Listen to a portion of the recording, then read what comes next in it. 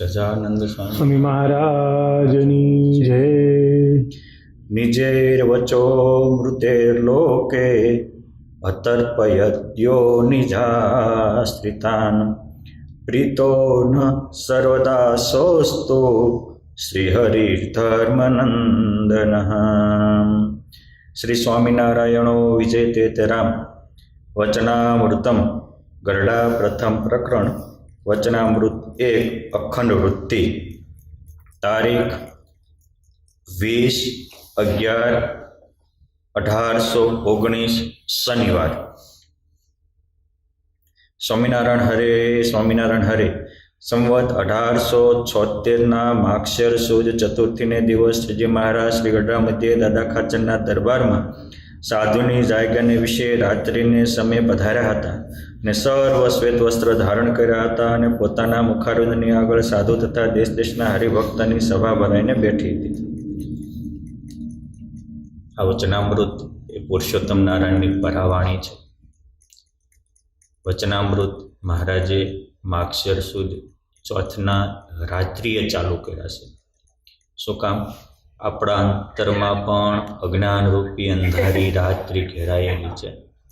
આપણી અંધારરૂપી રાત્રિને કાઢવા માટે વચનામૃતનું રસપાન મહારાજે રાત્રિએ ચાલુ કર્યું છે.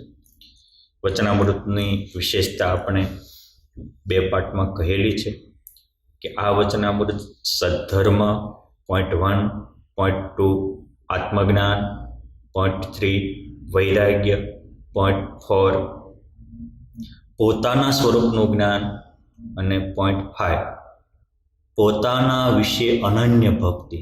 આ 5 હેતુ પ્રવર્તિત થાય એવા હેતુથી આ બ્રહ્માંડને જેના થાંભલા કહી શકાય, બ્રહ્માંડના થાંભલા એવા મહાન સંત યોગ સમ્રાટ ગોપાળાનંદ સ્વામી, વ્યાસાવતાર કહી શકાય એવા પ્રકાંડ પંડિત નિત્યાનંદ સ્વામી, સુખદેવજીનો અવતાર ગણી શકાય એવા જેને મહારાજે એક રાતમાં આખું ભાગવત ઉપલબ્ધ કરાવ્યું તેવા સુખાનંદ સ્વામી, અને ભગવાન પણ જેમને ગુરુ સ્થાને માનતા હતા, જેમની વાણી સાંભળીને દુશ્મનોના દિલ પીગળી જતા હતા એવા મુક્તાનંદ સ્વામી કે જે 5 તમામ વિદ્યાઓના નિષ્ણાત હતા, 5 મૂર્તિમાન બ્રહ્મચર્ય હતા.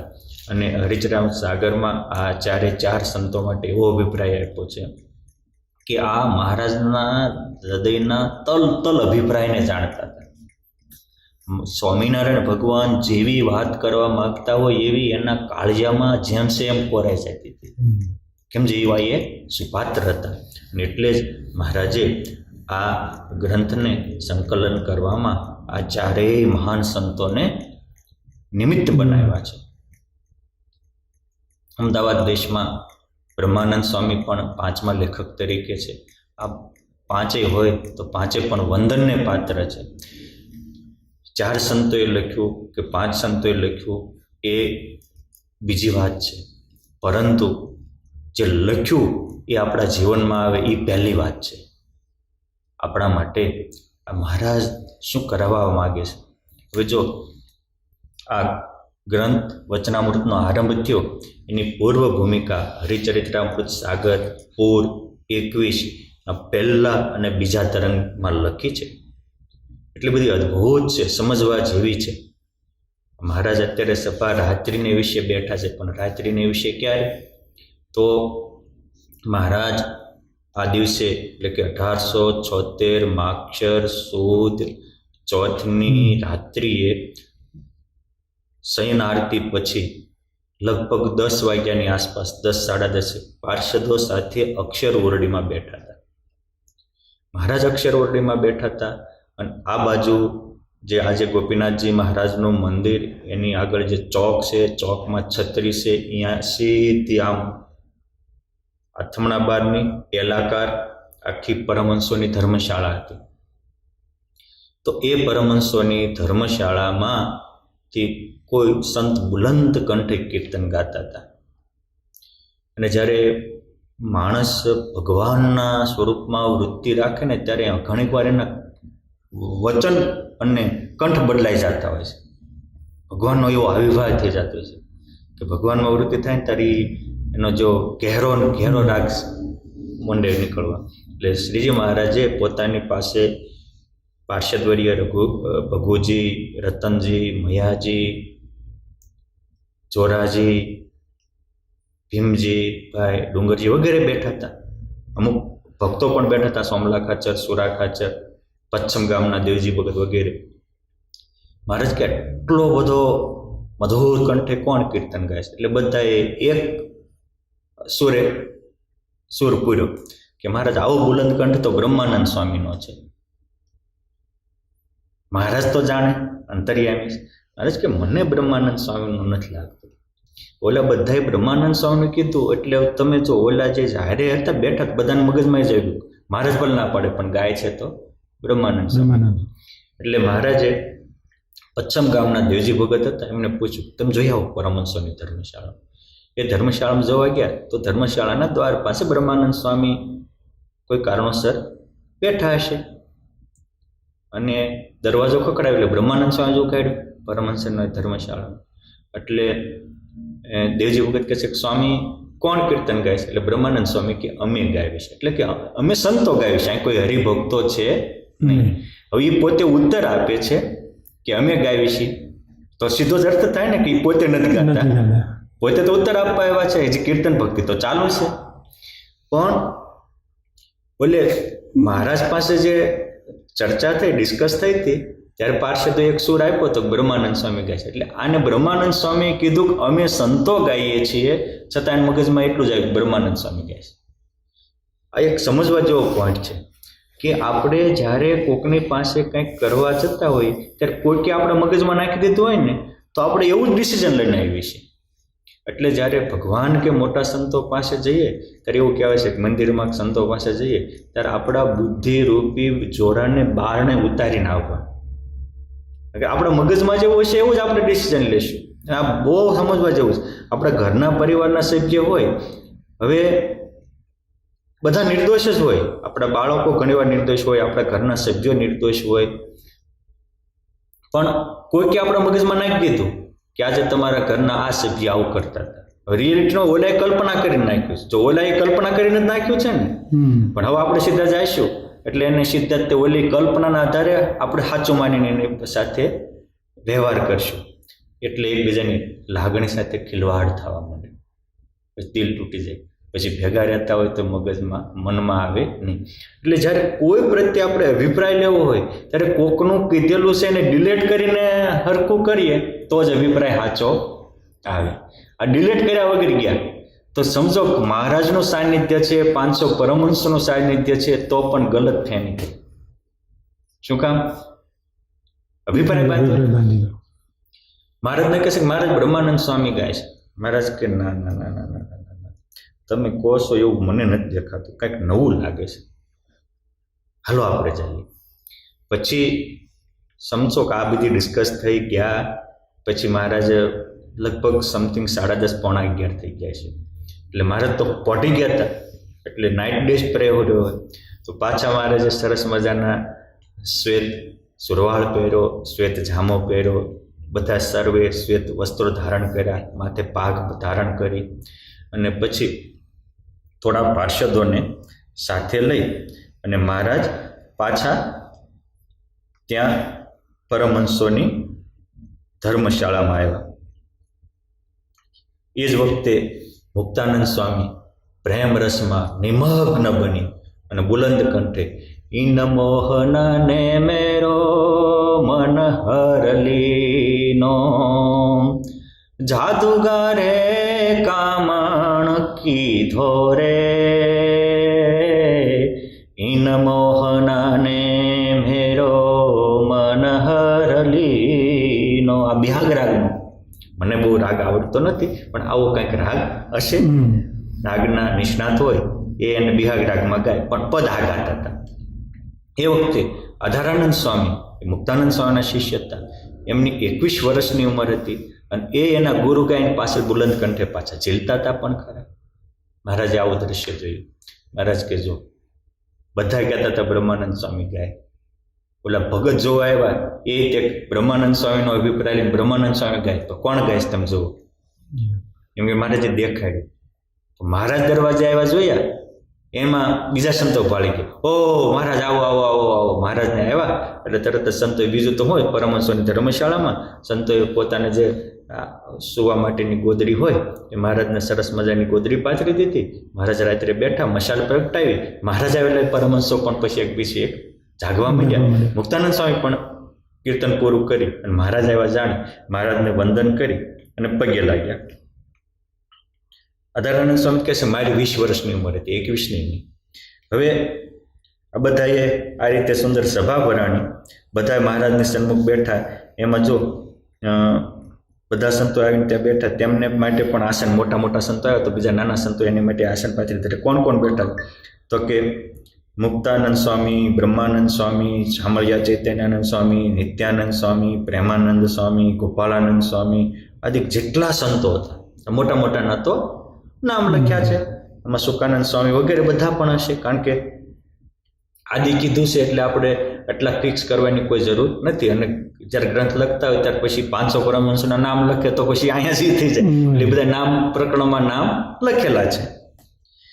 બધા જ બેઠા અને મહારાજના મુખારવિંદ આગળ ઉત્તર મુખે સભા ભરાણી. આમાં જો આમાં રાત્રિના વિશે પધાર્યા એટલું લખ્યું, પણ કયા મુખે સભા ભરાણી એવું લખ્યું પણ ઉત્તર મુખે સભા ભરાણી. અને આ સભામાં આમાં તો ખાલી મહારાજના મુખારવિંદ આગળ સાધુ તથા દેશ દેશના ભક્તોનું જ લખ્યું છે, કારણ કે મહારાજ પણ બધા ભક્તોને હારે લઈને આવ્યા હતા. પણ આમાં લખ્યું છે કે હારે હારે બ્રહ્મચારીઓ પણ હતા. એટલે જો ઉત્તર મુખે સભા થઈ, વર્ણીઓ તથા દેશ દેશના જેટલા પ્રેમી ભક્તો હતા એ ત્યાં આવીને બેઠા. કોણ? દેશ દેશના પ્રેમી ભક્તો.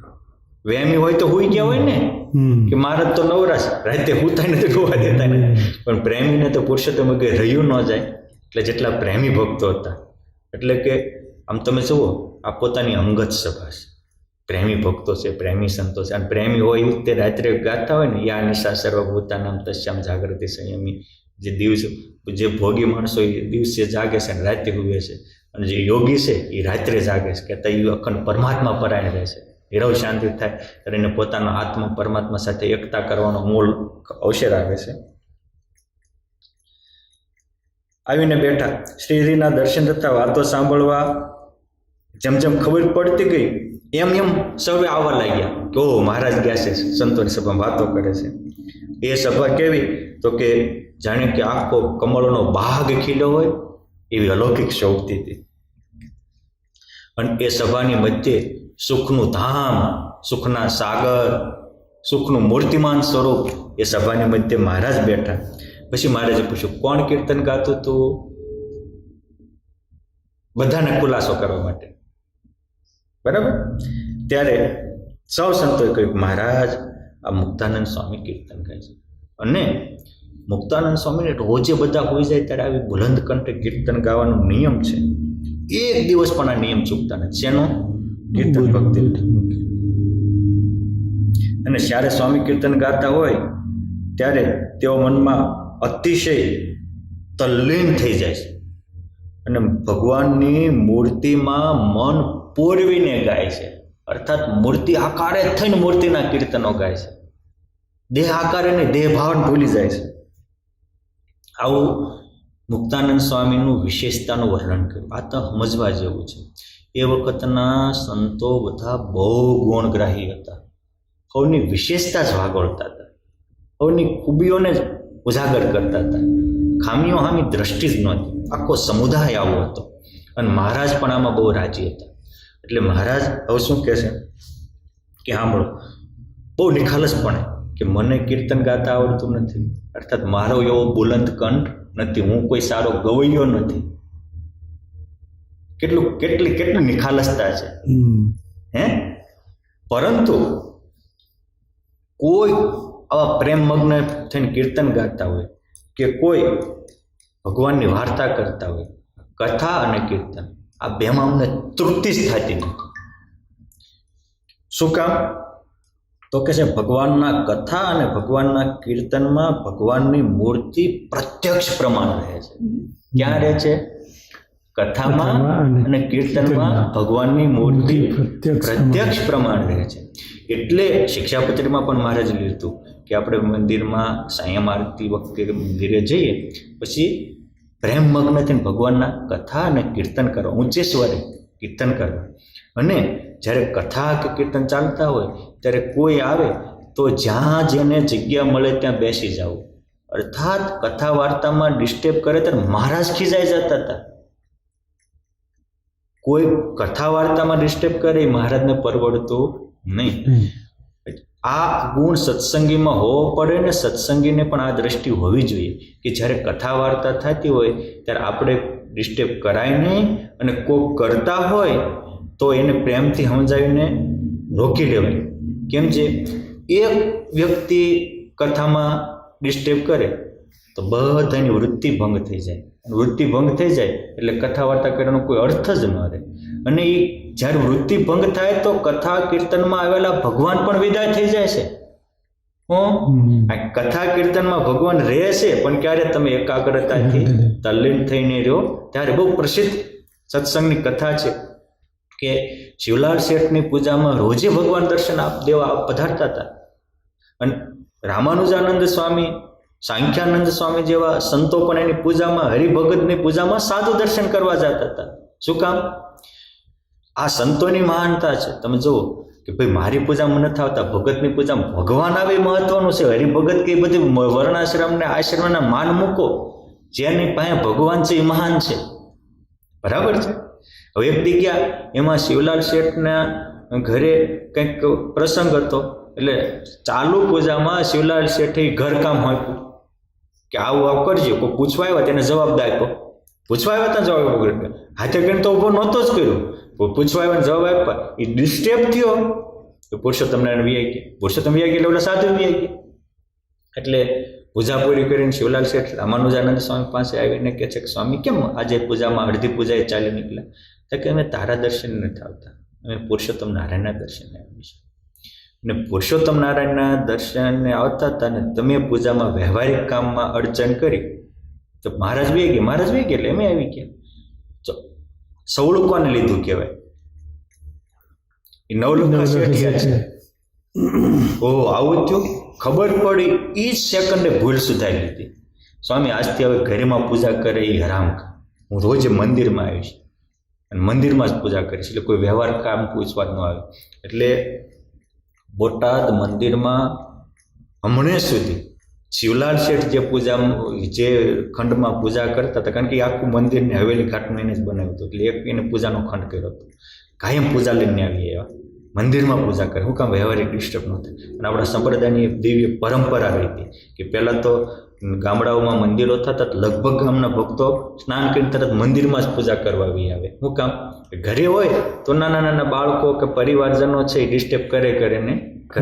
અને પૂજા એ એકાગ્ર થવા માટેનું, વ્યગ્ર થવા માટેની નથી. એટલે પૂજામાં એકાગ્રતા બહુ જરૂરી છે. અહીંયા મહારાજ કહે છે કે પ્રત્યક્ષ પ્રમાણે અમે રહીએ છીએ ભગવાન, પણ આપણે એકાગ્ર હોઈએ તો. પછી કથા કીર્તન જેવી તો મહારાજ કે બીજી કોઈ વાત નથી. વાતો તો અસંખ્ય છે, પણ અમે કથા વાર્તાને મુખ્ય સમજીએ છીએ. અને મહારાજે મધ્યના 49માં પણ વાત કરી કે જો માયિક આકાર અને દિવ્ય આકાર, ભગવાનનો આકાર અને બીજા આકાર. મહારાજ કે બેમાં બહુ મોટો ફેર છે. ભગવાનનો આકાર છે તો જીવને અનંત જન્મના પાપ કરીને ભગવાનનું ચિંતન, ભગવાનનું દર્શન, ભગવાનની વાતો, અનંત જન્મના પાપ નષ્ટ કરી જીવને બ્રહ્માકાર કરી, દેહાકાર મટાવી, દેહાધારી મટાવી, મૂર્તિધારી બનાવી અને ભગવાનમાં ગુલતાન કરે છે. ત્યારે જગતના આકારનું ચિંતન છે, એનું દર્શન છે, તો અનંત કોટી કલ્પ સુધી જીવને નરકમાં નાખે છે. કેટલા સુધી? ચિંતન ને દર્શન. આપણને એમાં રસ છે, પણ ભગવાન કહે માટે અમને તો ભગવાનની કથા કીર્તન આદિકમાંથી તૃપ્તિ થતી જ નથી, અને તમારે પણ આવું જ રાખવું. આજ્ઞા ઇતિ વચનામૃતમ મધ્યનું 49. તૃપ્તિ થતી નથી. મહારાજ અહીં જ વાત કરે છે કે અમને કથા વાર્તાથી તૃપ્તિ થતી જ નથી. અને જેમ ગંગાનો પ્રવાહ રસ્તામાં આવતા ઝાડ પહાડને તોડી ફોડીને સાગરમાં જઈને સમાય છે. એમ મહારાજ કે અમારે ગમે એવા ડિસ્ટર્બ થયા, વિક્ષેપ થયા, પણ જ્યાં કથા વાર્તા આવે ને તો હૈયું શાંત થઈ જાય. આ સમજવા જેવું છે. મહારાજ પોતાના પ્રેક્ટિકલ જીવન દ્વારા આપણને બતાવે છે કે સંસાર છે. મનમાં ક્યારેક કંઈક પ્રસંગ બન્યા હોય તો અપસેટ થઈએ, પણ આપણા અપસેટ માઇન્ડને સેટ કરવાનું ઉત્તમ ઔષધ એટલે ભગવાનના કીર્તનો છે, કથા છે, ધૂન છે. માટે અપસેટ થયા હોય ત્યારે એના ચિંતનમાં ડૂબી ન રહેવું. તરત જ આપણને જે ગમતા હોય એવા કીર્તનો, એ મધુર ધૂન અથવા તો એવા ચરિત્રાત્મક કે સારા કથા મૂકી દેવી, એટલે મન ડાયવર્ટ થઈ જાય. કારણ કે મન હોય તો માળવે જવાય, મનની જીતે જીતને મનની હારે હાર. માઇન્ડ પાવર બહુ જોરદાર હોય છે. સ્કિલ પાવર કરતાં વિલ પાવરમાં 1000 ગણી તાકાત હોય છે. માઇન્ડને ડાયવર્ટ કરી દેવાનું આ ઉત્તમ કારણ છે. મહારાજ કે અનેક પ્રકારના રસ છે. રસ અનેક પ્રકારના, કંઈક જોવું એ રસ છે, સાંભળવું એ રસ છે, ખાવું એ રસ છે, સૂંઘવું એ રસ છે, કંઈક શોખ પૂરા કરવા એ રસ છે. મહારાજ કે ભગવાનના સંબંધવાળા કથા અને કીર્તન જેવો રસ અનંત બ્રહ્માંડમાં કોઈ નથી. અને મહારાજ કે અર્જુનજી હતા એ બુદ્ધિશાળી હતા. બુદ્ધિશાળી હતા એટલે શું કરતા હતા કે એ જે કાર્ય હાથમાં લઈને સાંગોપાંગ પૂરું પાડતા હતા. એટલે એ શીખ્યા. એ વખતે દ્રોણાચાર્યની પાઠશાળામાં, એના ગુરુકુલમાં સેંકડો વિદ્યાર્થીઓ ભણતા હતા. કંઈક ખાલી 5 પાંડવો 100 કૌરવો થોડા હતા. જેટલા ક્ષત્રિયો હતા બધા ત્યાં ધનુર્વિદ્યા ભણવા આવતા હતા. હજારોની સંખ્યામાં આવતા હતા. પણ સૌમાં શિરમોર અર્જુન કેમ થયા? તો કે એ જે શીખે એને આરપાર જીવનમાં ઉતારતા. આ વચનામૃતના આરંભમાં મહારાજે અર્જુનને યાદ કર્યા. અર્જુન બુદ્ધિશાળી હતા. એટલે જે કોઈ અર્જુન જેવા બુદ્ધિશાળી હતા, અર્જુન ઘણા મોટા બાણાવાળી મહાબુદ્ધિશાળી હતા. તેમનો અપાર યશ હતો. જેટલા બુદ્ધિમાન માણસો હોય છે તે જે વાતને મનમાં ધારે તે વાતને તેવા રૂપમાં આરપાર કરી બતાવે છે. એટલે અર્જુનજી આરપાર કરી બતાવતા, એટલે મહારાજ કે બુદ્ધિશાળી છે. મહારાજને કહેવાનો હેતુ આટલો જ છે કે હું જે આ વાત કરું છું એ પણ તમે અર્જુનની પેઠે આરપાર કરી બતાવજો. એટલે આ વચનામૃતના આરંભે મહારાજે અર્જુનને યાદ કર્યા કે અર્જુન જેવા બુદ્ધિશાળી લોકો જે વાતને અજમાવી ન હોય તે વાતને ક્યારેય બડાઈ મારવા પ્રકટ કરતા નથી. એ અજમાઈ હોય તો કે કઈ હવે ચિંતા કરતા નહીં. મહાભારતના યુદ્ધના આરંભે કૌરવોની સભામાં ચર્ચા થઈ કે આપણે યુદ્ધ તો થાય છે, પણ આમાં યુદ્ધમાં કોણ કેટલા દિવસે આ યુદ્ધ જીતી શકે? તો ભીષ્મ પિતામહ કહે કે હું 20 દિવસમાં યુદ્ધ જીતી શકું, પણ ખેર હું 10 દિવસ જ યુદ્ધ કરી શકીશ. કેમ છે? પરશુરામે કીધું 10 દિવસ પછી વધુ યુદ્ધ કરશો તમારી શક્તિ હણાઈ જાય છે. દ્રોણાચાર્ય કે હું પણ 25 દિવસમાં યુદ્ધ જીતી શકું, પણ હું 5 જ દિવસ કરી શકીશ, વધારે નહીં કરી શકું. હવે જો આ તટસ્થ છે, ત્યારે ઓલો કર્ણ શું કે હું તો 7 દિવસમાં યુદ્ધ સમાપ્ત કરી દઉં, પણ મારી પાસે 2 દિવસ લડે એવા છે. જો હવે રિયાલિટી કર્ણ પોતાની જગ્યાએ બાણાવાળી સાચા છે, એમાં કોઈ ના નથી. પણ ભીષ્મ પિતામહ આગળ તો એવા ન જ ગણી શકાય ને. પોતાની જગ્યાએ સાચા છે તો ભીષ્મ પિતા પોતાની શક્તિ પ્રમાણે ખોટી બડાશ વાપરતા નથી. આ ભગવાન એ કહે છે કે બુદ્ધિશાળી માણસ છે એ અજમાવી ન હોય એ સીધી ખોટી બડાશ હાકે નહીં. અને અર્જુનજીને પૂછ્યું કે કૌરવ પક્ષમાં આવા છે તો તમારું કેમ? કે જો ભાઈઓ સાંભળો, આપણા પક્ષમાં ભગવાન છે, વાસુદેવ સહાયવાન. ભગવાન સ્વયં છે અને ભગવાન ધારે તો 1 સેકન્ડમાં બ્રહ્માંડો સર્જી શકે છે અને પ્રલય પણ કરી શકે છે. માટે વાસુદેવ સહાયવાન છે એટલે આપણે ધારવું તો 1 દિવસમાં યુદ્ધ જીતવું હોય તો ભગવાનને જીતવું હોય તો જીતી શકશે. બાકી આપણે 18 દિવસનું યુદ્ધ તો ફાઇનલ છે. મહારાજ કે જે અર્જુનમાં ગુણ હતો એ અમારા ગુણ છે કે અમે અજમાવેલી વાત ન હોય એવી કરતા નથી. અર્થાત એવું મહારાજ કહેવા માગે છે કે અમે જે હવેથી વચનામૃતો વહાવવાના છીએ એ અમારી અજમાવેલી વાતો છે, અમારે અનુભવ સિદ્ધ વાતો છે. જે અમારા અનુભવમાં નહીં આવે એ અમે કહેશું નહીં. અને જે વાતમાં ભગવાનનો સંબંધ આવતો હોય એ વાત, એ રસ આખા અનંત કોટી બ્રહ્માંડથી પણ સારો છે. અને જે વાતમાં ભગવાનનો સંબંધ ન હોય તો મહારાજ કે એ વાત અમને ઝેર જેવી દેખાય છે. આજે આપણને ઝેર જેવી વાતો અમૃત જેવી લાગે છે, એટલે આપણામાં વિકાર વિરમતા નથી. મહારાજ કે જેમાં ભગવાનનો સંબંધ ન હોય એ વાતોને તમે પણ ઝેરરૂપ સમજજો, તો જ તમને આ ભગવાનનું અમૃત પચશે. 100 લીટર દૂધ હોય પણ એક ઝેરનો સાંટો પડી જાય એ દૂધ બધું ઝેર થઈ જાય. એમ આપણે અમૃત જેવી વાતો હોય પણ એમાં જગતની ઝેરની વાતો પડી જાય તો અમૃત જેવી વાતો આપણને સુખ આપતું નથી. અને સાંભળો, ભગવાનના સંબંધવાળી જેટલી વાતો હોય છે એ વાતો સારમાં પણ સાર છે. ભગવાનના સંબંધ વિનાના તો અનંત કોટી બ્રહ્માંડના રાજ્યમાં પણ અમને લેશ સુખ મનાતું નથી. આપણે એમ થાય કે અનંત કોટી બ્રહ્માંડનું રાજ્ય મળે, સુખ નહીં મળ્યું તો ખરું પણ એક દી ટળી જવાનું છે. અને તમે જેટલું જાજુ ભેગું કર્યું હોય એટલું એ ટળે, તેથી દુઃખ પણ જાજુ થાય. આજે મેં સાંભળેલું છે, અને આજે તો સાંભળેલી વાતો કોઈને સંશોધન કરવું હોય, તપાસ કરવું હોય તો કરી શકે છે. તો યુકેમાં મોટો વૃદ્ધાશ્રમ છે.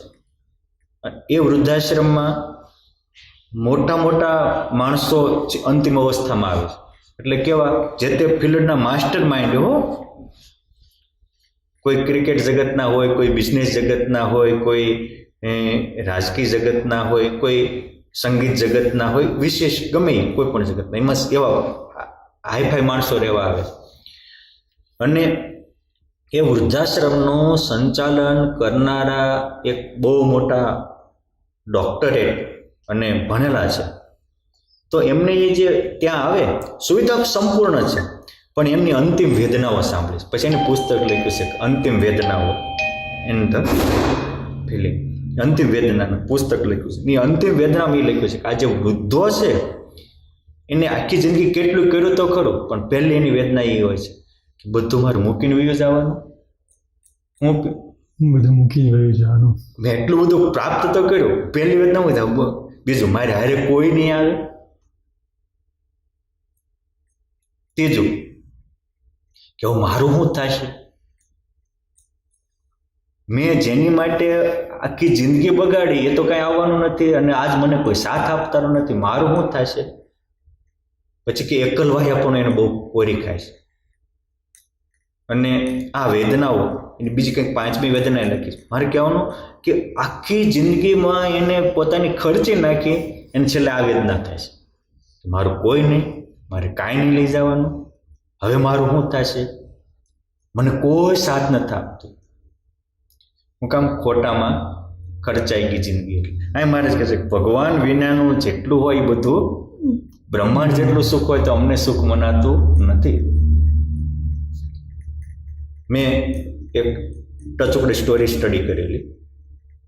એ યુકેના કિંગ જ્યોર્જ પંચમ હતા, એમનો એક વફાદાર સેવક હતો, આખી જિંદગી એની માટે એને ઘસી નાખેલી.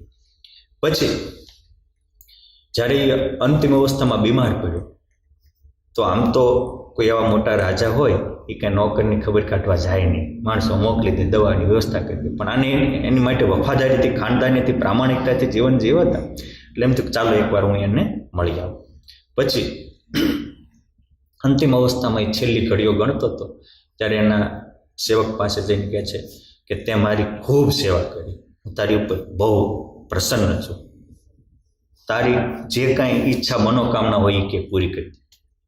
ત્યારે આ નોકર કહે છે કે મેં તો તમારી માટે આખી જિંદગી ઘસી છે, જો આપમાં શક્તિ હોય તો મને એક દિવસનો આયુષ વધારી આપો. કેટલા દિવસનો? ત્યારે એ આટલો સમ્રાટ જ્યોર્જ પંચમ કહે છે એ બાબત તો હું નહીં કરી શકું, એક દિવસ નહીં, 1 કલાકનો પણ હું ન વધારી શકું અને ખૂટે આવીશ ને 1 મિનિટ પણ હું ન સાંધી શકું.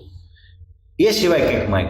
ત્યારે આ છેલ્લે રડતા એટલું બોલ્યો કે જહાપન, તમારી જે મેં ખાનદાનીથી વફાદારીથી સેવા કરી, તમારી રાજાથી, એને કરતાં રાજાધિરાજ પરમ તત્વની જો મેં એટલી કરી હોત ને તો અત્યારે મારી હાજર ઊભો હોત. ઘણીક વાર આપણે આપણી શક્તિને સામર્થ્ય હોય તો છે, આપણે ખાનદાનીથી વાપરી હોય, પણ એ એનામાં તાકાત ન હોય તો એ આપણને શું સહાય કરે? આ સમજવા જેવો પોઈન્ટ છે. મહારાજ કે આ જે વિરાટ પુરુષ, પ્રધાન પુરુષ વગેરે જે ઈશ્વરો છે, એમના પિતા મહાપુરુષ ને મહામાયા છે. તો જ્યારે પ્રલય થાય ત્યારે એના બાપા સમર્થ છે એટલે એને બચાવી લે છે, એને લખ 84 એમાં જવા દેતા નથી. પણ જે આ શરીરના માતા પિતા હોય તો એના માતા પિતા અસમર્થ હોય તો એ એના દીકરાને શું સહાય કરે? એમ જ્યારે અંતકાળ આવે, જ્યારે કાળના નગારા માથે વાગે, ત્યારે તો ભગવાન, યા તો ભગવાન સંબંધી વાતો કે ભગવાનના સાચા સંતો એ જ મદદ કરનારા. એટલે મહારાજ કહે છે કે એ સિવાયનું બ્રહ્માંડનું સુખ હોય તો અમને ઝેર જેવું લાગે, અને ભગવાન સંબંધી વાત નાની હોય તો અમને એ અમૃત જેવી લાગે છે, અતિ અનુપમ લાગે છે. એટલે મહારાજ કહે છે કે જેમાં જેટલા ગુણ હોય એ ગ્રહણ કરવા એ બુદ્ધિશાળીનું લક્ષણ છે, જેનામાં જે ગુણ હોય. એટલે સ્વામિનારાયણ ભગવાનને તમે જો સર્વ જીવ હિતાવહ અને સર્વ ધર્મ સમન્વયની ભાવના રાખી, જેનામાં જે સારું હતું પોતે પ્રેક્ટિકલ કરીને બતાવ્યું.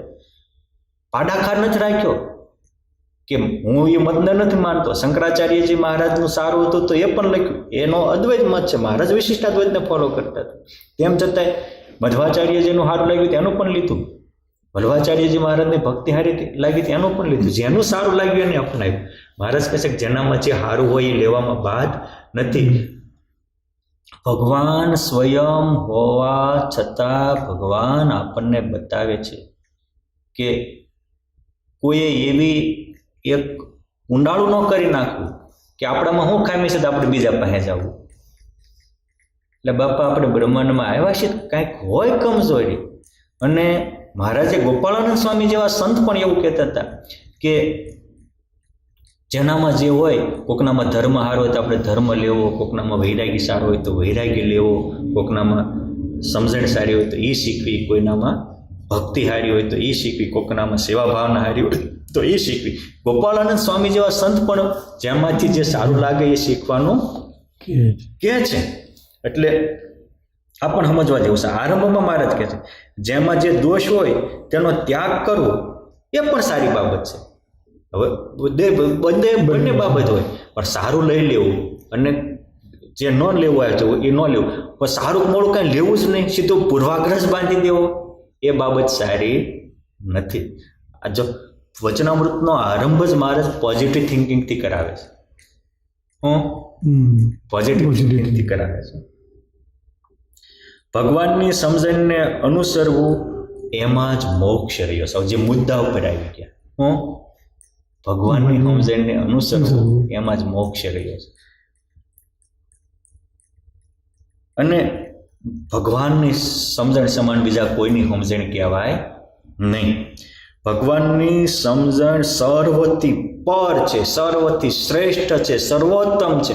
કોઈ સમુદ્ર વિશે પીએચડી કરે, 10 જણાએ પીએચડી કરી, 10 પોતે પોતાની રીતે સમુદ્ર વિશે વિચાર્યું, જે કાંઈ નથી વિચારતા એની અપેક્ષાએ તો આ ઘણા સારા છે. પણ જ્યારે મૂર્તિમાન સમુદ્ર આવીને કે તો પીએચડી વાળા સારા કે મૂર્તિમાન સમુદ્ર બોલે છે એ સારું, એ સમજવું જોઈએ. એમ આધ્યાત્મિક માર્ગે બધા મોટા મોટા ચિંતકો, આચાર્યશ્રીઓથી એ સર્વે વંદનને પાત્ર છે. એ પોતપોતાની જગ્યાએ એને જે ફિલોસોફી આપી એ સારી જ છે. પણ આ જ્યારે ભગવાન સ્વામિનારાયણ તો કરોડો બ્રહ્માંડના કારણ છે, અનંત અવતારના અવતારી છે. દેવાનામ અપિયો દેવ ઈશ્વરાણામ તથેશ્વર કાલસ્યાપ્ય કાલ કારણાનામ ચ કારણમ એમ કરીને તે કાલજ્ઞ શતાનંદ સ્વામીજીની વંદના કરી છે. એવા ભગવાન સ્વામિનારાયણ છે. એટલે કે છે કે ભગવાનની સમજણ જેવી કોઈની સમજણ નથી. એ તો સર્વોત્તમ સમજણ છે ને બીજી કોઈ સમજણમાં મોક્ષ પણ રહ્યો નથી. અને પુરુષોત્તમ નારાયણનો હેતુ જ જીવના કલ્યાણ કરવાનો છે. જેને મોક્ષનો ખંભ હોય તેને ભગવાનની સમજણને જ ગ્રહણ કરવી. બરાબર? તો આપણને એમ થાય કે ભગવાનની સમજણ શું? તો ભગવાનની સમજણ એ આ મૂર્તિમાન વચનામૃત છે. શું છે?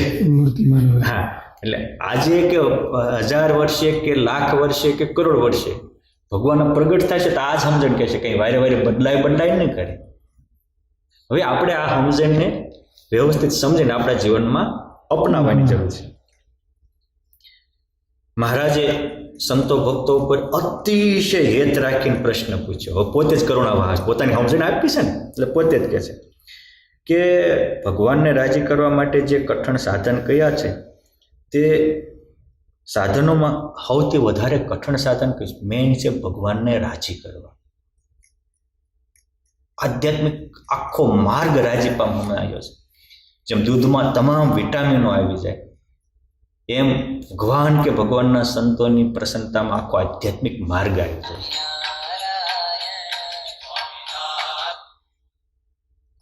આખો માર્ગ આવી જાય છે. એટલે મહારાજે કહે છે કે ભગવાનને પ્રસન્ન કરવા માટે સમજવા જેવું છે. હવે મહારાજ કહે છે કે સર્વે સાધનમાં કયું સાધન કઠણ છે? તો સર્વ સાધુ બ્રહ્મચારી ગ્રહસ્થ બધા જ બેઠા છે ને. મને કીધું બધા આવ્યા હતા એટલે એને પોતપોતાની સમજણ પ્રમાણે ઉત્તર કર્યો. એટલે કોઈ કે તપ શ્રેષ્ઠ છે એવું કીધું હોય, કોઈ કે તીર્થયાત્રા શ્રેષ્ઠ કીધી હોય, કોઈ કે સાધુનો સમાગમ કરવો એ શ્રેષ્ઠ કીધું હોય, કોઈ કે બ્રહ્મચર્ય પાળવું એ શ્રેષ્ઠ કીધું હોય. મહારાજ કે એ સાધનો સારા જ છે, સાધનો ખરાબ છે એવા નથી, પણ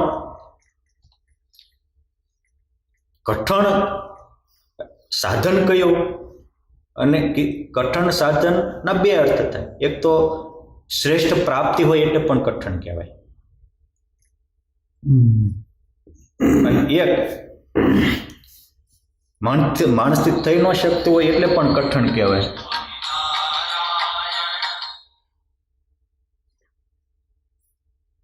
થઈ ન શકતું હોય એટલે પણ કઠણ કહેવાય.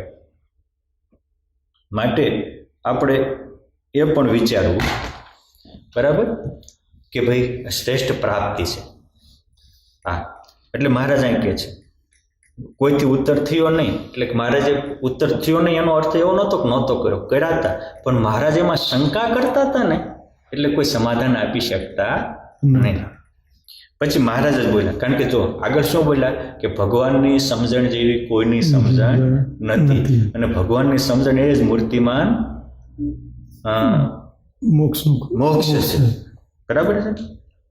મહારાજ કે લો હવે ઉત્તર કરી, કારણ મહારાજે પોતે પોતાની સમજણ આપી છે, અને પુરુષોત્તમ નારાયણ જે સમજણ આપવા આવ્યા એમાં એને કાંઈ કચાશ રાખી નથી. હવે કહે છે કે ભગવાનના સ્વરૂપમાં મનની અખંડ વૃત્તિ રાખવી તેથી કોઈ કઠણ સાધન નથી, અને જે મનુષ્યના મનની વૃત્તિ ભગવાનના સ્વરૂપમાં અખંડ રહે તેથી અધિક બીજી કોઈ પ્રાપ્તિ શાસ્ત્રમાં કંઈ નથી. આમ તો ઘણા એમ કે દુર્લભમાં દુર્લભ સંતનો સમાગમ છે, ઘણા એમ કે ભગવાનની પ્રાપ્તિ જેવી કોઈ પ્રાપ્તિ દુર્લભ નથી. બરાબર. મારે શું કહે છે કે ભગવાનના સ્વરૂપમાં મનની અખંડ વૃત્તિ રાખવી એથી કોઈ શાસ્ત્રમાં અધિક પ્રાપ્તિ કઈ નથી. કઠણ વસ્તુ અલગ છે, પણ મનની વૃત્તિ, કારણ કે મન હોય તો માળવે જવાય, અને માણસની ગતિ તન હોય ત્યાં નથી થતી, મન હોય ત્યાં થાય છે. મન મૂર્તિમાં હોય તો મૂર્તિની પ્રાપ્તિ થાય, અને મન ભોગમાં હોય તો 184ની પ્રાપ્તિ થાય. એટલે મનની સાધના એ સર્વોત્તમ સાધના છે, અને મન એક એવું ફળદ્રુપ ભૂમિકા છે કે એમાં પડેલું એક પણ બીજ નિષ્ફળ જતું નથી. એટલે આ પહેલું જ વચનામૃત મનને નિયંત્રણમાં રાખવાથી વાત ચાલુ થઈ છે. અને કીધું ને કે ભાઈ મન છે, તો મહારાજે કીધું કે જીતમ જગત કોણ? શંકરાચાર્યજી મહારાજનો એવું છે, તો કે મનોહી, જેને મન જીત્યું એને 3 લોક જીતી લીધા. હા, બુદ્ધિશાળીમાં બુદ્ધિશાળી કોણ? તો કે જે આત્મવેદતા, આત્મને ઓળખે છે એ બુદ્ધિશાળી છે. એટલે અને શ્રેષ્ઠ પ્રાપ્તિ શું છે? તો કે શંકરાચાર્યના મતે આત્મદર્શન એ શ્રેષ્ઠ પ્રાપ્તિ છે. પુરુષોત્તમ નારાયણના મતે ભગવાનમાં મનની વૃત્તિ રાખી. હવે પ્રશ્ન એ થાય, અહીંયા તો એનો કોઈ પણ તમારે પ્રાપ્ત કરવું હોય તો એની મહત્તા સમજાય તો પ્રાપ્ત કરી શકાય. એટલે મહારાજ કહે છે કે ભગવાનની મૂર્તિ છે એ ચિંતામણ છે. અર્થાત એકવાર જો ભગવાનમાં તમે મનની વૃત્તિ રાખી જે ધારશો એ થઈ શકશે. હવે મહારાજ તો અહીં કહે છે જેમ ચિંતામણી કોઈના હાથમાં હોય તો એ જે ચિંતવે તે થાય છે. એમ જ જેની ભગવાનની મૂર્તિને વિશે મનની અખંડ વૃત્તિ રહી તો એ જીવને જોવો હોય તો એટલે આત્મદર્શન પણ કરી શકશે, ઈશ્વર શું છે એ સમજવું હોય તો એ પણ સમજી શકશે, માયા શું છે એ પણ જાણી શકશે, અને બ્રહ્મ શું છે બ્રહ્માનંદ કેવો છે એ પણ જાણી શકશે. એટલે મૂળ 5 ભેદ છે એટલે બ્રહ્માંડોનું બધું જ જાણી શકશે. જીવને દર્શન કરી શકશે, ઈશ્વરના દર્શન પણ કરી શકશે, માયાની પણ વાસ્તવિકતાને સમજી શકશે અને બ્રહ્માનંદનો ભોગતા થઈ શકે. તો તમે કહેશો પરમાત્માને, એટલે પરમાત્મામાં વૃત્તિ રહી જ પરમાત્માની પ્રાપ્તિ છે. ભગવાનમાં મનની વૃત્તિ એ ભગવાનની પ્રાપ્તિ છે અને ભગવાનની વિસ્મૃતિ એ ભગવાનની અપ્રાપ્તિ છે. ભગવાનને મેળવવા એ બજારમાંથી વસ્તુ ખરીદવા જેવી વાત નથી. બજારમાંથી આપણે ગ્રોસરી હોય કે લેપટોપ હોય કે મોબાઈલ હોય આપણી પાસે નથી એટલે આપણે બજારમાં ખરીદવા જવું પડે છે. તો ભગવાન શું આત્મામાં નથી? મેં ઘણી વાર કીધું છે, જ્યારે અર્જુનજીએ ગીતામાં પ્રશ્ન ઉઠાવ્યો પ્રભુ તમે ક્યાં છો, તો ભગવાને કીધું કે ઈશ્વર સર્વભૂતાનાં હૃદયસ્ય અર્જુન તિષ્ઠતિ, અને જે સમસ્ત સર્વેષુ ભૂતેષુ તિષ્ઠન્તિ પરમેશ્વર, હું તમામ પ્રાણી માત્રમાં સમાન રૂપે રહ્યો છું, પણ વિનાશી જગતમાં વિનાશસ્યસ્તો અવિનાશી, તો આ વિનાશીમાં જે અવિનાશી જોવે છે એ સાચો જોનારો છે. વિનાશીમાં વિનાશી જોવે એ દેહરૂપ છે અને વિનાશીમાં અવિનાશી જોવે એ જ બ્રહ્મરૂપ છે. એટલે ભગવાને આપણા આત્મામાં પરમાત્માને જોવાની એ વાત ઉપર વજન મૂક્યો છે. એટલે અહીંયા મારા સ્પષ્ટ કહે છે કે ભગવાનમાં વૃત્તિ એ જ ભગવાનનું પ્રગટપણું છે. અને ભગવાન સામે જ બેઠા છો ને ભગવાનમાં વૃત્તિ નથી તો તમારા માટે ભગવાન પરોક્ષ છે. મીરા કે નરસિંહ, ધ્રુવ કે પ્રહલાદ એને ભગવાનમાં વૃત્તિ હતી, ભગવાન એના માટે પ્રગટ હતા. અને કૃષ્ણ ભગવાનના જ લાખોની સંખ્યામાં દીકરા હતા, 1,61,000 ઉપરાંત દીકરાઓ હતા, પણ ભગવાનમાં વૃત્તિ નહોતી તેના માટે ભગવાન પરોક્ષ હતું. અરે આપણે ભગવાનના મંદિરમાં બેઠા હોઈએ અને 1,000-2,000 ચપ્પલ લીધા હોય અને બહાર કાઢ્યા હોય તો મૂર્તિ પાસે બેઠા હોય તો મન તન મૂર્તિ પાસે છે ને વૃત્તિ ચપ્પલમાં છે. તો ચપ્પલમાં વૃત્તિ છે કારણ કે જેની કિંમત મનાણી હોય ત્યાં વૃત્તિ રહે છે. એટલે મહારાજ કહે છે કે ભગવાનની મૂર્તિ એ ચિંતામણી છે. તમે જે ચિંતવશો એ થશે, પણ ચિંતામણી હરખું ચિંતવવું જોઈએ. ખરાબ ચિંતવો તો મેળ ન ખાય. એક ભાઈ જંગલમાંથી આવતો તો નદીમાં સ્નાન કર્યા, એમાં પથ્થર હારો તો લઈ લીધો, પથ્થર ચિંતામણી હતો. પછી થોડોક ચાલ્યો, ઉનાળાનો તાપ હતો, તરસ લાગી એટલે હેઠો બેઠો. પછી એમ કહેવાય કે સરસ મજાનું ઠંડુ પાણી આવી જાય તો ત્યાં તરત સરસ મજાના ઠંડા પાણી આવી ગયા. એમ થયું કે પાણી તો પણ શરબત હોય તો ત્યાં તો શરબત આવી ગયું. એમ થયું કે સારું ભોજન હોય તો ત્યાં તો સરસ મજાના 56 પકવાનમાં આવી ગયા. તૃપ્ત થયો. મનમાં સંકલ્પ હતો કે સારું અહીં હું જે ચિંતવું છું એ થાય છે, ત્યાં ક્યાંય ભૂત તો નહીં હોય ને. તો ભૂત આવ્યા કે હમણાં મને ભડકી જશે તો ભડકી ગયા. જો ચિંતામણી તો હતી પણ બાળક એને ખબર નહોતી એટલે એને ખોટું ચિંતવી નાખ્યું. એમ ઘણીક વાર આ મૂર્તિરૂપી ચિંતામણી તો છે પણ બાળકના હાથમાં છે એટલે આપણે એની કદર નથી કરતા. આપણો મહારાજ આપણા રોમમાં રહ્યો છે પણ આપણે એની કદર કરતા નથી. એટલે મહારાજ કહે છે એ સ્વરૂપને જોવો તો તત્કાળ દેખે. અરે તમે એમ કહેશો ભગવાનના ધામ જોવા હોય તો હાલો, આત્મા દર્શન થઈ ગયું, ઈશ્વર દર્શન થઈ ગયું, માયા દર્શન થઈ ગયું, બ્રહ્મનું દર્શન થઈ ગયું. તો કે મહારાજ કે ગોલોક, વૈકુંઠ, બ્રહ્મોલ જે ભગવાનના ધામ છે એને પણ દેખી શકશે. માટે ભગવાનના સ્વરૂપમાં અખંડ વૃત્તિ રાખવી એથી કોઈ કઠણ સાધન નથી અને એથી કોઈ મોટી પ્રાપ્તિ પણ નથી. આ સર્વોત્તમ પ્રાપ્તિ છે. અને શ્રીજી મહારાજ તો એવું કહેતા હતા કે કોઈ 4 વેદ કંઠસ્થ કરે, કોઈ ચાલીને 4 ધામની યાત્રા કરે, કોઈ આખી પૃથ્વી ભરાય એટલા યજ્ઞ કરે, એ કરતા પણ એક ઘડી ભગવાનના સ્વરૂપમાં મનની વૃત્તિ રાખે એ શ્રેષ્ઠ છે. માટે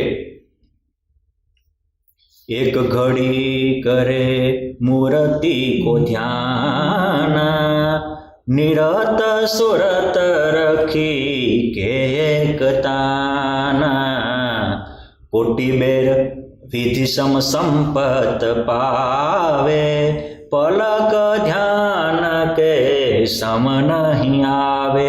કરોડો વાર બ્રહ્મા જેવું પદ પામે એના કરતાં પણ એક ઘડીક ભગવાનના સ્વરૂપમાં વૃત્તિ.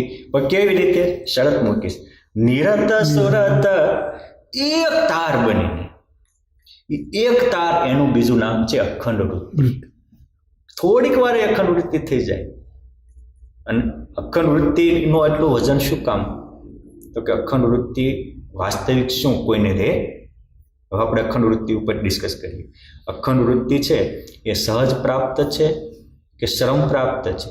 તમે કહેશો કે શ્રમ કરવો પડે, તો શ્રમનો નિયમ છે કે શ્રમને તો વિરામ જોવે. હવે કોઈ એમ કહેતા હોય કે મોદી સાહેબ છે એ દેશ માટે 24 કલાક કામ કરે છે. ના, એ બીજા કરતાં વિશેષ કામ કરે છે, હાર્ડવર્ક કરે છે, એમાં કોઈ શંકા નહીં. પણ એને 2-4 કલાક તો હોવા જોઈએ છે કે શરીર કામ ન કરે. તો સૂઈ ગયા ત્યારે ક્યાંક સતત શ્રમ રહ્યો. એટલે અતિશયોક્તિ અલંકાર વસ્તુ અલગ છે ને વાસ્તવિકતા વસ્તુ અલગ છે. એમાં આપણે સૂઈ જઈએ ત્યારે અખંડ વૃત્તિ કેમ? એટલે કાલે તમે જો આપણે અમૃતાનંદ સ્વામીનો પ્રશ્ન હતો કે મારા જાગ્રતમાં સપનમ બે રહેશે, સુષુપ્તિમ કેમ રહે? જો એ જાગતા સાધુ છે એટલે આ પ્રશ્ન પૂછે છે. વચનામૃતમાં આગળ આવશે કે મહારાજ જાગ્રત સ્વપ્ન સુષુપ્ત ત્રણેય અવસ્થામાં ભગવાનનું મન કેમ રહે? એ વખતે આખો ઘેરો હતો આ કરવા માટે. મહારાજ જે બોલે એ કરવા બધા તત્પર થઈ જતા. તો પોઈન્ટ વસ્તુ આ છે કે અખંડ વૃત્તિ છે એ શ્રમ સાહિત્ય નથી, સહજ સાહિત્ય છે. અને સહજ સાહિત્ય ક્યારે થાય? તો કે જેનો સ્વીકાર હોય એનું સહજ બને, અસ્વીકાર હોય એ કોઈ સહજ ન બને. જેનો સ્વીકાર હોય એ સહજ બને. હા, જો તો શું જીવ કોઈમાં અખંડ વૃત્તિ રાખી શકે? તો કે હા. શેને? તો કે જે રૂપ થયો ને એમાં એને અખંડ વૃત્તિ રહેશે. જો આપણું બોડી છે, બરાબર છે, તો આપણી બોડી છે એમાં આત્મા અને પરમાત્મા બે છે, બરાબર છે? નથી એવું તો નથી. અને આત્માને લઈને તો બોડી ચાલે છે. તો આત્માની વૃત્તિ બોડીમાં છે, પરમાત્મામાં કેમ નથી? પોઈન્ટ 1. પોઈન્ટ 2 કે આપણે સૂઈ જઈએ તો બોડીના કેટલા પાર્ટ સૂવે છે, કેટલા જાગે છે? મેં આ ઘણા પ્રશ્ન પૂછ્યો. કોઈક એમ કે હુઈ જાય એટલે બધું હુઈ જતું હોય, કોઈક કે 50% હોય, કોઈક કે 25% હોય, કોઈક કે 75% હોય. દરેક પોતપોતાની વિભાવના. જો આપણે રોજે હોઈએ છીએ છતાંય તપાસ વગરની કોઈ ખબર પડતી નથી. એટલે હોય એટલે ખબર ન પડે, એમાં અભ્યાસ કરો તો ખબર પડે. હું ઘણી વાર નથી કહેતો કે ભાઈ રોગ આપણને થાય, ડૉક્ટર શું કામ ટ્રીટમેન્ટ કરે છે? આપણા રોગને ડૉક્ટર શું કામ પકડી શકે છે, આપણે શું કામ નથી પકડી શકતા? તો ભાઈ ડૉક્ટરે એની માટે 20-20 વર્ષ સુધી સાધના કરે છે, અભ્યાસ કરે છે, એટલે એ પકડીએ. આપણે આપણા રોગને પકડવા માટે ભલે આપણે આમ થયું, પણ આપણે એની માટે મહેનત શું કરી, અભ્યાસ શું કર્યો? એટલે જે સૌ કરત અભ્યાસ તે સૌ જીવ હોય જાત તબ, અંતર મેં હોત ઉજાસ તબ તે એ સબ દેખ પડે. જેવો અભ્યાસ કરે એવો જીવ થઈ જાય છે. જ્યારે થાય ત્યારે બધું જણાય છે. એટલે અભ્યાસ અગત્યની બાબત છે. અભ્યાસ બહુ મહત્વનો છે. આપણે ખોટો જ અભ્યાસ કરીએ તો સાચું કોઈ દી પ્રાપ્ત થાય નહીં. મહારાજ આ કહે છે આપણે હુઈ જાય ત્યારે રિયાલિટી આપણી બોડીનો કેટલો પાર્ટ સૂવે? તો સમથિંગ જે શ્રમ સાધ્ય છે, જેમ કે આંખ જોઈતી ઠાકી હોય તે હુઈ જાય, કાન સાંભળી ઠાકી હોય તે હુઈ જાય, મોઢું બોલતા હોય ઠાકી હોય તે હુઈ જાય, હાથ કે પગ હાલવા ચાલવાથી કામ કરવા ઠાકી હોય તેટલા હુઈ જાય. નાક હુઈ જાય તો આપણા શરીરની 999 મુખ્ય નાડીઓ છે, બાકી તો ઘણી નાડીઓ છે, એ હુઈ જાય તો, હૃદય હુઈ જાય તો, લીવર હુઈ જાય તો, આંતરડા નાના મોટા હુઈ જાય તો, મગજ હુઈ જાય તો, એ કંઈ નથી સૂતું. સુઈ જવાનું મીન્સ કામ કરતા બંધ થઈ જાય. એટલે જો હાર્ટમાં જે લોહી સર્ક્યુલેટ કરતી હોય એ નાડીમાં સહેજ લોહી ઘાટું થાય અને ત્યાં લોહી પરિભ્રમણ બંધ થાય. જો એક જ નાડી હોય 999 એને હાર્ટ એટેક કહેવાય. મગજમાં જે નાડી હોય એ આ લોહીનું સર્ક્યુલેશન બંધ થાય તો એને બ્રેન એટેક કહેવાય.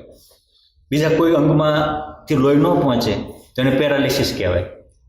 કોઈ જગ્યાએ એક નાડીમાં ન, એટલે આ અલગ અલગ પાર્ટને લઈને અલગ અલગ નામ છે, પણ આખી શેર તો લોહી સર્ક્યુલેશન બંધ થઈ.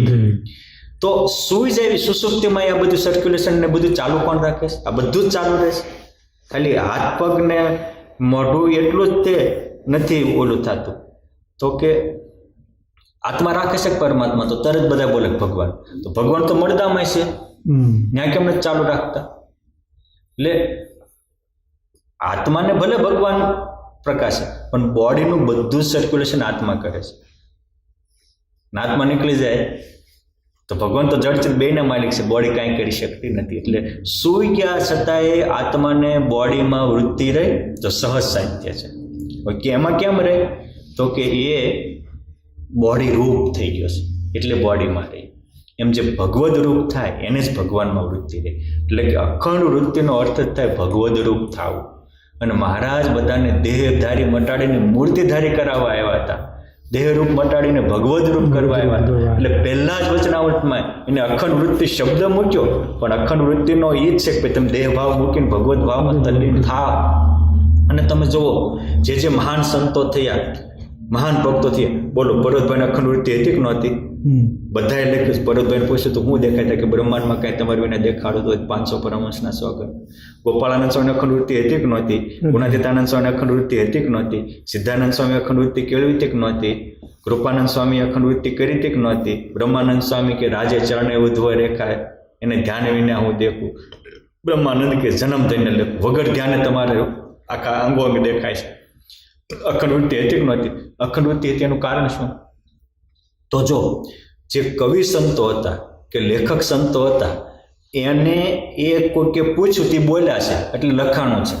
એનો અર્થ એવો નહીં સમજવાનો કે જે બોલતા હતા બ્રહ્માંડ ડોલાતા હતા. સદાનંદ સ્વામી જેવા એક પાટિયામાં બધી ક્રિયા કરતા હતા અને સંકલ્પ કરે તો શિયાળિયાની સમાધિ કરાવી દેતા હતા, એટલે એને અખંડ વૃત્તિ નહોતી. એને હતી જ તે, પણ એને લખવાની સુવિધા નહોતી એટલે એને લખ્યું નથી.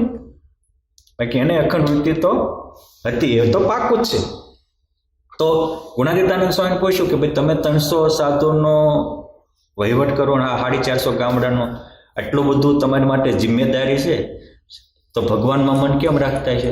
સ્વામી કે તું તાર દેહને ભૂલે છે એમ હું ભગવાનને ભૂલું? જેમ માછલું હરે ફરે કરે કાંઈ કામ સમુદ્ર એમ અમે બધું પુરુષોત્તમ મારીને કરીએ. કૃપાનંદ સ્વામીને કે ભગવાન ભૂલાય ને ભગવાન ભૂલાય દેહ ભૂલ પડી જાય. જેમ આપણો શરીરમાંથી આત્મા નીકળે તો દેહ પડી જાય. કેમ જે મૂર્તિમાં રહેનારા હતા તો પર્વતભાઈની એવી સ્થિતિ બધા સંતોએ લખી છે કે હરિજન પર્વતભાઈ સદા રહે મૂર્તિ માની. તો મૂર્તિમાં રહેતા હતા. જેમ દેહાભિમાની દેહમાં રહેશે એટલે એને દેહની અખંડ વૃત્તિ રહેતા, દેહ રૂપ છે એટલે એને દેહમાં અખંડ વૃત્તિ રહેશે. આ ભગવદ રૂપ હતા એટલે ભગવાનમાં વૃત્તિ રહેતી હતી. અને આત્મા માટે બે જ વસ્તુ છે,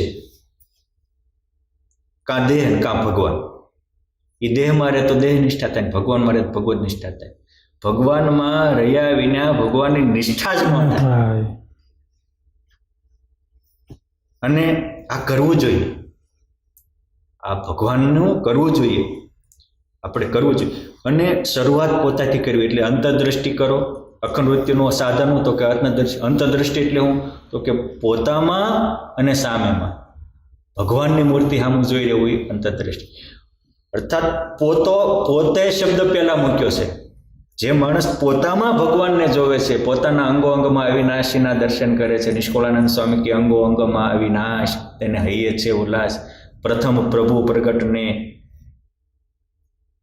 લાગુ પ્રથમ પ્રભુ પ્રગટને અંતર ધારું શું ઉર્માય. અંગો અંગ અવલોકીને અંતર સુખ અથા. અંતર સુખ અવલોકીને પ્રથમ પ્રગટ પ્રભુ અંતરમાં ધારું છું એટલે મારા અંગો અંગમાં ધારું છું. આ વસ્તુ છે. એટલે આત્માની ચેતના એ પોતાને દેહરૂપ માને તો એની દેહ નિષ્ઠા થાય. જ્યાં જોયું ત્યાં દેહ દેખાય ને દેહનું ગમતું જ કરી શકે. એમ જ્યારે ચેતના દેહાકાર મટી અને મૂર્તિ આકારે થાય, આપણી અલ્પ ચેતના પરમ ચેતનામાં તદાકાર થાય. આપણી અલ્પ ચેતના અત્યારે શરીરમાં અને જે શરીરમાં જાય આકારે થઈ જાય. એ જ રીતે ભગવદ આકારે થઈ જાય છે અને છતાં દેહ થઈ જાય. અને ભગવદ આકારે ચેતના થાય એને જ ભગવાનનો નિષ્ઠા કહેવાય. દેહ આકારે હોય ને દેહ નિષ્ઠા કહેવાય. અને જેના આકારે નિષ્ઠા હોય એને દેખાય. એટલે મુક્તાનંદ સ્વામી જ્યાં જોઈએ ત્યાં રામજી લખ્યું એની ભગવદ આકારે વૃત્તિ હતી એટલે એને ભગવાન દેખાતા હતા. એ મુક્તાનંદ સ્વામી આવી કેમ સ્થિતિ થઈ એ પ્રશ્ન આપણે કાલે ઉઠાવશું. પણ સ્વામીએ લખ્યું છે કે નીર સ્નેહી મીન જલતજી કિતહું ન જાત મુક્ત કહે હરિજન તું હરિમૂર્તિ મેં સાક્ષાત. બ્રહ્માનંદ કહે, બ્રહ્માનંદ સ્વામીને કોઈકે પૂછ્યું કે તમને આવું સ્થિતિ કેમ થઈ? તમે અંદર બહાર ભગવાનને જોવો છો, તમારે વગર ધ્યાનમાં રહેવાય છે. તો કે જોગી તાકો જાનીએ રાખે હરિ કો જોગ રહે નિરંતર રામ में અંતર સદા અરો. રહે નિરંતર રામ એ જોગી તાકો જાણીએ રખે હરિ કો, એ અખંડ મૂર્તિનો યોગ રાખે. જેમ દેહાભિમાની દેહનો યોગ રાખે છે અને દેહાભિમાની દેહમાં રહે છે. બ્રહ્માનંદ સ્વામી કે હું મૂર્તિનો યોગ રાખું છું, મૂર્તિમાં રહું છું. અને એટલે મૂર્તિ જેમ કોકને સંકલ્પ કરે તો કામ કાયદિક દોષો ટાળના, કેમ બ્રહ્માનંદ સ્વામી સંકલ્પ કરે ઘોડાને નિષ્કામી કરી મૂકે છે. સંકલ્પ કરે તો એ આમ કે આમ પોતાના ધોતિયાને અડાડ્યો, પાણીનો છેડો થંભી ઉપર કરે તો થાંભી નાખી હોનાની કરી દે કાઢે છે. એ તાકાત મૂર્તિધારમાં જ છે. એ મૂર્તિધારી બોલે છે જા કે મળદું બેઠું થાય તો એ મલ્લાભાઈ વગેરે સલાટના દીકરાઓ મરેલા બેઠા થાય. એ તાકાત મૂર્તિ ધારવામાં છે. કારણ કે મૂર્તિ સત્ય સંકલ્પ કીધું ને, મૂર્તિ ચિંતામણી તુલસ છે અને ચિંતામણી જે ચિંતવે તે થાય. આ બધા જ એક એક સંતોની અનુભૂતિ છે. ભાગવતજીમાં સ્પષ્ટ લખ્યું છે કે પ્રહલાદજીને એમના પિતાએ બહુ દુઃખ દીધું ત્યારે ભગવાને પ્રહલાદજીને મૂર્તિમાં રાખી હતા. એટલે ચૈતન્ય મૂર્તિ બની ગઈ. એટલે ભગવાનને વાગે તો એને વાગે, એટલે પ્રહલાદને કાંઈ નથી. એમ જ્યારે આપણે આવા ચૈતન્ય આકાર થઈ જાય ત્યારે આ કામ થાય છે. ગોપાળાનંદ સ્વામીને વડોદરામાં કેટલાક વિદ્વાનો આવ્યા અને કહે છે કે તમે ચમત્કાર બતાવો છો, સિદ્ધિઓ બતાવો છો. ચમત્કારને સિદ્ધિ બતાવી, સાધુને સાધુ હોય સિદ્ધિઓ બતાવે નહીં. ત્યારે સ્વામી કે વાત તમારી મુદ્દાની છે. સાધુ ચમત્કાર બતાવે નહીં અને ચમત્કાર બતાવી, સિદ્ધિઓ બતાવી સાધુને, પણ સિદ્ધિઓ કોકને બતાવવાનો હક તો ખરો કે નહીં? સિદ્ધિઓ કોઈ રચી છે તો કોઈ દેખાડવાની નહોતી, રચના હું કામ કરી? તો કે જેની છે એ બતાવે. કોની છે? તો કે ભગવાનની છે. અષ્ટસિદ્ધિ નવનિધિ પરમાત્માની દાસી. તો સ્વામી શું બોલ્યા? એ કે જો મેં એક પણ ચમત્કાર કે સિદ્ધિ બતાવી હોય તો મને બ્રહ્માંડ ભાગ્યાનો પાપ અને સ્વામિનારાયણ ભગવાન મારો ઉદ્ધાર ન કરે. તો એનો અર્થ શું થયો? મહારાજ જ કરતા હતા. તો મહારાજ કરતા હતા ક્યારે થયા મહારાજ? એ મહારાજમાં રહેતા હતા એટલે મહારાજ અમારે કરતા હતા. આપણે દેહમાં રહે છે, દેહમાં રહીને કરી. એટલે સ્વામીને પ્રશ્ન પૂછ્યો કે મુક્તની સ્થિતિ શું કહેવાય? તો જો પૃથ્વી છે એ બહાર દેખાય તો જળમાં રહેશે, અને જળમાં છે તો બહાર દેખાય છે. એમ જે આવા અનાદિ મુક્તો છે એ મૂર્તિમાં જ રહ્યા છે, અને મૂર્તિમાં રહ્યા છે તો બહાર દેખાય છે, બહાર દેખાય છે તો મૂર્તિમાં જ રહ્યા છે. આ ગોપાળાનંદ સ્વામી સ્થિતિ હતી. પેલા પંડિતો પગે પકડીને કહે છે કે સ્વામી એવી સ્થિતિ થાય કેમ? સ્વામી કે પહેલાં તો પૂર્વગ્રહથી પડતા, પછી થાય. તમે મગજમાં નક્કી કરીને આવ્યા કે આવું ન હોય ને આવું હોય તો ન થાય. પહેલાં તો આપણે કંઈક શીખવું હોય તો આપણે કોરી પાટી થવું પડે. સ્વામી કે એક છોકરો સમુદ્રના કાંઠે દર હતું એટલે એ ડોલ ભરી ભરીને દરમાં પાણી નાખતો હતો. એમાં તમારે જેવા અમુક વિદ્વાનો પંડિતો આવી ગયા. છોકરાને પૂછ્યું કે લા શું કરે છે? તો કે આ દરિયાને દરમાં પૂરી દેવો છે. એટલે પંડિતો હસવા માંડ્યા કે દરિયો દરમાં પૂરાય? એક નાનું દર હોય એમાં ડોલ પાણી, દરિયો થોડો પૂરાય? એ કે દરિયો પાગલ થઈ ગયો લાગે છે. કે હું કે તમે છોકરો કોઈ ઈશ્વરે અંશી હશે, પૂર્વનો જ્ઞાની હશે, કે હું કે તમે? કેમ? કે તમે એવું કહો છો કે ભગવાન અમારા મગજમાં આવી જાય. તો કે ભગવાન મગજમાં આવે? ત્યારે ઓલા લાયક થાય ઓ એ કે જો આ દરિયાને દરમાં પૂરવું હોય તો આ દર અને દરિયા વચ્ચે જે ધૂળનું વ્યવધાન છે કાઢી નાખ, એટલે દરિયો આમ દર એક થઈ જશે. એમ કે તમે તમારું દેહાભિમાન મૂકી દો, તમારી મનની માન્યતાઓ મૂકી દો, તો જ મહારાજમાં તમારી વૃત્તિ એકાકાર થાય છે. સ્વામી કેમ થાય? સ્વામી કે એક માછલી, નાની માછલી મોટી માછલીને પૂછ્યું કે સમુદ્ર કેવો હોય? સમુદ્ર કેવો હોય? સ્વામી બીજું એક્ઝામ્પલ આપે છે કે આવી રીતે ભગવાનમાં કેમ રહેવાય, અખંડ વૃત્તિ કેમ થાય, અખંડ વૃત્તિનો જ ઉપાય. આ અનુભવી પુરુષો છે, અનુભવથી વાત સમજાવે છે. નાની માછલી મોટી માછલીને પૂછ્યું, આ એક રૂપક છે પણ સમજવા માટે કે સમુદ્ર કેવો હોય. એ કેવું મૂકને માથાકૂટ, તારે સમુદ્રનું શું કામ છે? જો સમુદ્રમાં રહેશે એને સમુદ્ર શું છે એ ગતાગમ નથી. તારે શું સમુદ્રનું કામ છે? મૂકને સમુદ્રનું. પણ ઓલાને નક્કી હતું મારે સમુદ્ર જાણવું છે. એટલે એને બીજીને પૂછ્યું, ત્રીજીને પૂછ્યું, 50 હોને પૂછ્યું. જેને જે સાચી લગ્ન હોય એ જ કહેવાય. હમણાં મારે કીધું ને કે બુદ્ધિશાળી એ છે કે જે પકડ્યું હોય એ મૂકે નહીં. પછી એક વૃદ્ધા અને જ્ઞાની સમજો માછલી હતી. એ કહે છે ખાલી હું તને બતાવું, તને કોઈ ઉત્તર ન આપે. જો તારો જન્મ સમુદ્રમાં થયો, અત્યારે તું ફરે છો ને એ પણ સમુદ્ર જ છે, તું લહેર કરે, અને તારો ખોરાક પણ સમુદ્ર છે, અને તારું આરામ પણ સમુદ્રમાં જ છે, અને આખી તું પાછી સમુદ્રમાં સમાઈ જવાની છે. આ એક્ઝામ્પલ આપીને ગોપાળાનંદ સ્વામી કહે આ જીવ છે ને અનંતકોટી બ્રહ્માંડો પુરુષોત્તમ નારાયણના રૂવાડામાં ડુંબો જુંબો ઉઠતા ફરે છે. એટલે રિયાલિટી કે આપણે ભગવાનમાં જ હરીએ છીએ, ભગવાનમાં જ ફરીએ છીએ, ભગવાનથી જ આપણે જન્મ પામ્યા છીએ, ભગવાન જ આપણું પાલન પોષણ કરી રહ્યા છે, અને ભગવાનના સ્વરૂપમાં જ આખરે આપણે વિરામ પામવાનો છે. આટલું સમજાઈ જાય એટલે અખંડ વૃત્તિ સિદ્ધ થઈ જાય. અને એટલે આવું જેને સમજાણું છે એને તે બધે સિયારામમય સબ જગ જાની કરું પ્રણામ જોરી જુગ પાણી. અને એમને થયું નથી. કોક મોટા સંતના વચનમાં પૂર્વગ્રહથી પર થઈને વિશ્વાસ મૂક્યો ત્યારે આ સ્થિતિ થઈ છે.